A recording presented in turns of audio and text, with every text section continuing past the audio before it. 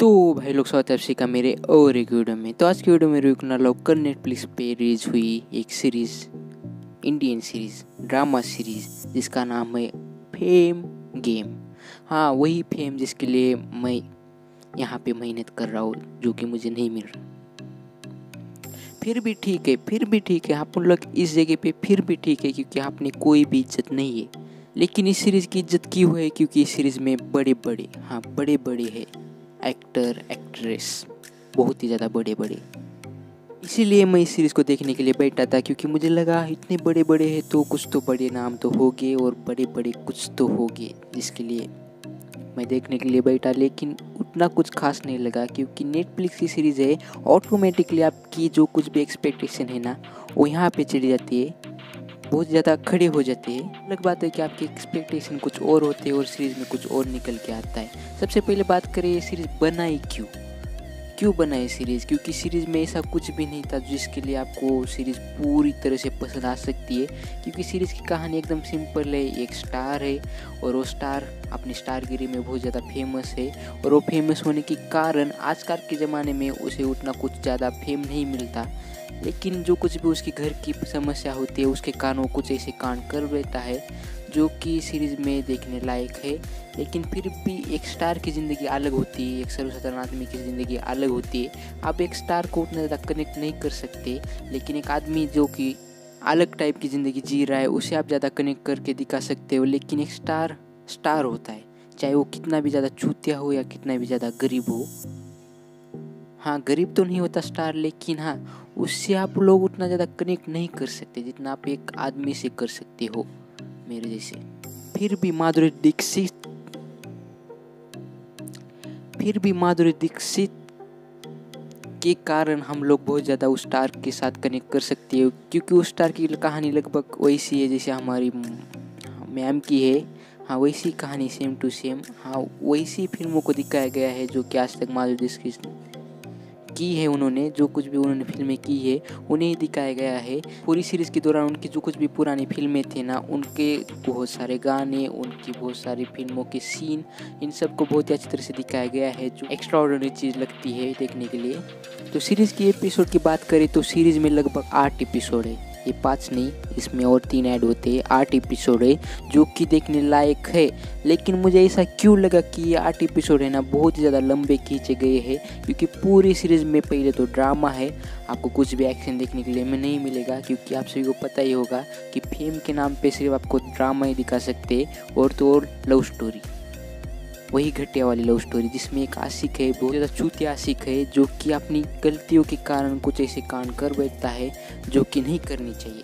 एक आशिक को ऐसे कांड बिल्कुल भी नहीं करनी चाहिए। मैं आशिक नहीं हूँ, लेकिन मैं उतना भी ज़्यादा चूतिया नहीं हूँ जो कि ऐसे कांड कर सकता है जैसे उसने किए है, जो कि लास्ट वाले एपिसोड में आपको पता चल जाएगा क्यों वो आदमी उतना ज़्यादा चूतिया है। अगर उसकी जगह मैं होता तो मैं ऐसा बिल्कुल भी नहीं करता, बिल्कुल भी नहीं। इसी बात पे आप सभी को इस सीरीज़ के प्रोड्यूसर के बारे में तो पता ही होगा, नहीं पता मैं बताता हूँ, अपने करण जौहर। हाँ, सभी को पता ही होगा कि करण जौहर कौन है, और इसी के कारण उन्होंने एक मुद्दे को बहुत ही अच्छी तरह से उठाया है जिसके बारे में हमें मजाक बिल्कुल भी उड़ाना नहीं चाहिए, जो कि एक सोशल इशू है जिसे अगर आप लेकर चलोगे, एक ऐसी सीरीज़ में लेकर चलोगे तो आपको ऑटोमेटिकली उस चीज़ के लिए एक प्लस पॉइंट तो मिलता है। पहले मारो वाले इस चीज़ को लेके अपनी तरफ से आगे आए, आप नेटफ्लिक्स वाले भी आ चुके हो और अपने करण सर भी। लेकिन ये बात बिल्कुल भी नहीं है, इसी कारण ये सीरीज़ बहुत ही अच्छी है, देखने लायक है, बिल्कुल भी नहीं।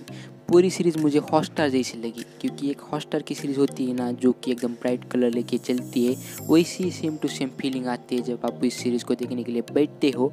और बैठते आप एक एपिसोड देखते हो तो आपको लगेगा कि यार नेटफ्लिक्स नहीं बनाया है, ऐसा तो बिल्कुल भी नहीं लगता, क्योंकि ये तो सिर्फ हॉटस्टार के लिए बननी चाहिए थी।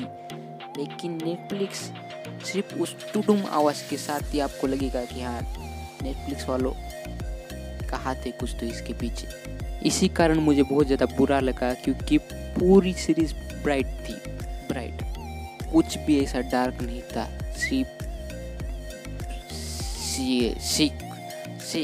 सेक्स सीन के सिवा और कुछ भी ऐसा डार्क नहीं था जिसे अगर आप देखोगे तो आपका खड़ा हो जाए। दिमाग खड़ा हो जाए, ऐसा कुछ भी नहीं था सीरीज में। हाँ, ऐसे कुछ सस्पेंस थे जो कि हाँ अनप्रेडिक्टेड तो नहीं, प्रेडिक्टेड थे, हद से ज़्यादा प्रेडिक्टेड थे, क्योंकि ऐसी सीरीज़ और ऐसी मूवीज़ आपने पहले देख चुकी होगी। इसी कारण जो कुछ भी इस सीरीज़ में आता है सस्पेंस के नाम पे, वो सस्पेंस तो बिल्कुल भी नहीं लगता, वो सिर्फ लगता है दिखावा। नहीं, मुझे ऐसा क्यों लगा कि पूरी सीरीज़ में जो कुछ भी दिखाया गया है ना, वो कहाँ से तो इंस्पिरेशन लिया गया है, लेकिन जो सीरीज़ की एंडिंग थी ना, वो भी ठीक ठाक थी, उतनी भी खास नहीं थी, लेकिन ठीक ठाक थी।